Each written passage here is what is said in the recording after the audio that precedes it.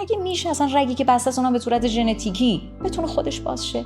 3 ماه بعد با رگ باز شده رفتم پیش دکتر، گفتم دکتر حالا چی؟ اصلا امکان نداره مطلقاً. شد. خدا ماشین منو برگردون که من از دره نیفتم. اون لحظه گفتم خانم هرابی دمت گرم، امروز دیگه دنبال چیزی نمیرم، خودش میاد. من هیچ هزینه‌ای نمیدم، جهان خودش میاره. خدا خودش میشه نه منم خرجش میکنم.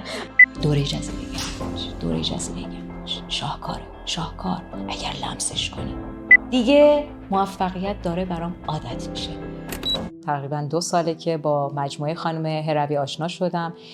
بسیار این مجموعه برای من پر دستاورد بوده. دوره‌ها رو که خریداری کردم دقیقاً زمانی شد که شروع کردم به تغییر. یعنی کلاً از اینجا شروع کنم که تغییر یه پروسه است، اما تصمیم به تغییر در کسری از ثانیه صورت میگیره و اون کسری از ثانیه نصیب من شد. شبی بود که به ته خط زندگیم رسیدم. خیلی ته خط وحشتناکی بود. اون لحظه‌ای که احساس می‌کنی دیگه شرمنده خودتی، اون ته خط رسیدم بهش. دقیقاً کاسه چه کنم دست من بود. چیکار کنم؟ پول نداری. رابطه عاطفیت هم که پاشیده. می‌خوای چیکار کنی؟ انتخاب کن زندگی تو. مسیرت کدوم مسیر می‌خواد باشه؟ پول انتخاب کردم. زمانی که دوره‌ها رو خریداری کردم 3 ماه توی خونه نشستم و فقط دوره‌ها رو گوش می‌کردم و طبق گفته‌های خانم هروی می‌نوشتم و واقعاً گریه می‌کردم. در زندگیم اینقدر اشک نریختم، اینقدر درد نکشیدم، چون دردی بود که سالیان سال با هم زندگی کرده بود و من همه رو کرده بودم زیر فرش. نمیخوام ببینمتون. همه اومد بالا. اونجا فهمیدم چرا طرد میشم. همش خودم بودم. صحنه زندگیم شروع کرد تغییر کردن. من هیچ پولی برای خریدن محصول نداشتم، برای خریدن این پکیجا نداشتم. 3 جا پول رسید و من این خریدم. 3 ماه فقط آموزش. بعد از 3 ماه در خونه رو باز کردم و رفتم که ببینم الان چی کارم و اینو واقعا به همه اعلام میکنم. هیچ تغییر ایجاد نمیشه. عاطفی تغییر نداری، مالی تغییر نداری، درونتو تونستی پاک کنی، تونستی سطح ارتعاشت بیاری بالا. آدم‌هایی سر راهت قرار میگیرن که همون دستای خدان، میان کمکت میکنن. ایمان من به یک سطحی رسید که احساس کردم واقعا دیگه خدا هستش. خیالم راحت بود. هست اصلا تکون نمیخوره از کنار من. دورانی بود که دوران بیماری شده بود و کرونا شد و از این حرفا. گفتم اصلا من اینو به عنوان بیماری قبول ندارم. ایمانم به یه نفره، به یه موجوده. اصلا حتی شدم پرستار کرونایی و فقط میرفتم گفتم خدایا با امید تو من نمیگیرم. درمان میشدن، میومدم بیرون. همه میرفتن بیمارستان و من حالم خوب بود. من متوجه شدم که به صورت اصلا به طور ژنتیکی یک رگای قلبم بسته است. دکتر به من گفت 3 ماه بعد دارو بخور، باید بیای آنژیو کنی. گفتم دکتر من رفتم با رگ باز شده برمیگردم. 3 ماه بعد با رگ باز شده رفتم پیش دکتر، گفتم دکتر حالا چی؟ گفت چیکار کردی؟ ورزش؟ گفتم نه نمیتونم. گفت سیگارتو ترک کردی؟ گفتم نه خیلی بیشترم شده. گفت برو حالت خوبه. یکی از دستاوردهای بزرگ من این بود. ما ترمیم سلول داریم. من به این نکته رسیدم. چطور میشه؟ اگه میشه اصلا رگی که بسته است اونم به صورت ژنتیکی بتونه خودش باز شه. ذهنم رو گفتم تو 3 ماه دیگه میری پیش دکتر و دکتر بهت اعلام میکنه که تو رگت بسته نیست و تو به آنژیو نمیرسی. تمام زندگیمو من الکل مصرف میکردم. 11 صبح تا 7 بعد از ظهر تموم شد. بعد از خریدن این دوره ها خود به خود این حالت، این خواسته از وجودم پاک شد. امروز دیگه دنبال چیزی نمیرم، خودش میاد. فقط ذکر میکنم. دیگه موفقیت داره برام عادت میشه و خیلی عادت قشنگه، شیرینه. عزت نفس باعث شد که من الکل رو ترک کنم، چون تا اون موقع احساس میکردم بیمارم. همه چی رفته بود، خودم داشتم میرفتم، همون ته خطه بود. فقط یه باید میتونه ما زندگی ما رو نجات بده. باید تغییر کنی. پول میخواد، باید تغییر کنی. رابطه عاطفی میخوای، باید تغییر کنی. این بایده رو که بذاری، متعهد بهش باشی، 100% میشه. اصلا امکان نشد نداره مطلقاً. میشه. شد. من فکر میکنم تا آخر عمرم باید دیگه برم تو کوچه خیابون بخوابم. اینقدر سخت گذشت، اما شد. بیماری ژنتیکی خوب شد. وسط کرونایی برو پرستاری کن، نگیر. به همین سادگی. دوره جزیره گنج شاهکار اگر لمسش کنی. اونجایی که دیگه میخوای بیفتی رو اون دریای روون آروم، میخوای راحت لم بدی، جزیره گنج. پروردگار دستش روی شونه هاته، اینو حس میکنم. میگه فلان کارو نکن، میگم چشم. میگه اینجوری باش، چشم. همینه. خدا ماشین منو برگردون که من از دره نیفتم. اون لحظه گفتم خانم هیروی دمت گرم. همونجا توی کوه که هیچ کلامی نمیشد رد و بدل کرد، اصلا هیچ وایسی نمیرفت، هیچ تماسی برقرار نمیشد، همونجا برای خانم هیروی وایسمو پر کردم. گفتم خانم هیروی ماشین منو خدا چرخوند. من خودمو آماده کرده بودم، گوشیمو انداختم تو جیبم، درو که باز کنم که خودمو پرت کنم. همه چی تموم شد. استاپ. چرا؟ اون لحظه گفتم خدایا با امید تو یا میمونم یا میمیرم. دوره جدایی تا تعالی یکی از بهترین دوره ها بود. باعث شد که من دیگه روی صحبتم با کسی نباشه. آقا هر آنچه که هستش خودتی. نگو اون این کارو کرد، نگو اومد زندگیمو خراب کرد. خودت خواستی، جذبت بوده.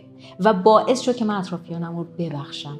سخت‌ترین بخشش زندگیم رو انجام دادم. سخت‌ترین بخشش زندگی من بخشش همسر گذاشتم بود. و الان به جرئت میگم فقط به عنوان یک انسان عاشقشم، کاری داشته باشه در خدمتشم.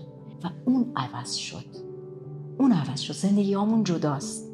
اما من هیچ وقت فکر نمی‌کردم تو زندگی بتونم این آدمو ببخشم.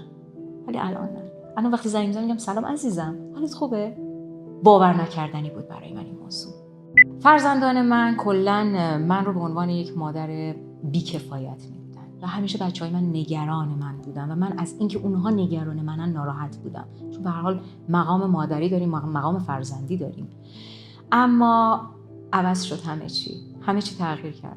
بچه من الان، دختر من خیلی ذهنش باز شده، میاد الان ما مکالمه داریم، ماما یه همچین اتفاقی افتاده، به نظرت این چیه؟ من میگم الهام یه همچین اتفاقی افتاده، به نظر تو چیه؟ و امروز الهام شده معلم من. دانیال پسرم الان معلم منه، پدرمه. اصلا من این شکلی دیگه میبینمشون، دیگه خودم رو مادر نمیبینم که باید سختگیر باشم، باید اینجوری رفتار کنم. نه، زندگیشونه. 3 سالگی، 6 سالگی، 9 سالگیشون تموم شده، تو دیگه هیچ مسئولیتی نداری. و این خیلی خوب بود. الان منو قبول دارن، الان در مورد من حرف میزنن، خوشحالن که مادرشون دیگه الکل مصرف نمیکنه. این خیلی خیلی خوبه. هر کسی تو این دوران منو قضاوت کرد، من فقط سکوت و صبر رو یاد گرفتم. فقط سکوت. همون اتفاق در کسی از زمان براش میافتاد. من وقتی که دوره‌ها رو خریداری کرده بودم، اینقدر تلاش کردم آدما رو به این دوره بیارم. بچه‌ها خیلی خوبه، بچه‌ها بیاین. اینقدر حتی بهشون گفتم بیاین من براتون تعریف کنم. خانم هیروی اجازه داده من اون لحظه که شما هستین این وایس رو پخش کنم، نمیتونم بهتون بدم، اما بیاین این کارو بکنیم. حتی به عنوان هدیه خریدم برای یکی از دوستان. فایده نداره، چون اصلا من نباید این کارو کنم. اون باید مثل من به اون استیصال برسه، به اون درده برسه تا بفهمه که آقا نیاز داره. روح باید نیاز داشته باشه. دوره طلسم روانی یکی از بهترین دوره ها بود. دوره‌ای بود که واقعاً شکون، سقف ذهنی من شکون. این دوره باعث شد که من خیلی از چارچوبای ذهنیمو اصلا بذارم کنار، چارچوبای غلطی که خانواده گذاشته بود و فکر می‌کردن درسته. خب با طلسم‌های روانی تونستم دردهای کودکیمو بکشم بیرون. طرد شدگی یکی از بدترین دردهای من بود، بدترین دردها. خب متوجه شدم که تمام این دوران من این قضایای عاطفی که برام پیش می اومد بیشترش به خاطر اون طرد شدگی در دوران کودکیمه که پدرم رفت زندان. خیلی سخت بود. الان من همچه احساسی ندارم. احساس میکنم من هستم، من واقعا هستم، من بی‌نظیرم، بی‌نظیر در همه امور. همه دنیا برای من پول می آورد و من فکر نمی کردم به این راحتی باشه، چون من هیچ وقت درخواست از کسی نمی کردم. زنگ می‌زدم فلانی انقدر پول میخوام یه کارو شروع کنم. شماره کارتتو بده. به همین سادگی خود به خود میشد. فلانی رد میشد میگفت راستی من یه جا سود کردم، این سوده رو میدم به تو دو برابرش کنیم، سهم خودتو برده پول منم بده.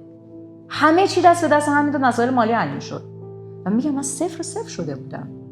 الان وقتی نگاه میکنم میبینم که همین الانم زنگ بزنم درخواست کنم با این وضعیتی که الان هست کسی نمیگه.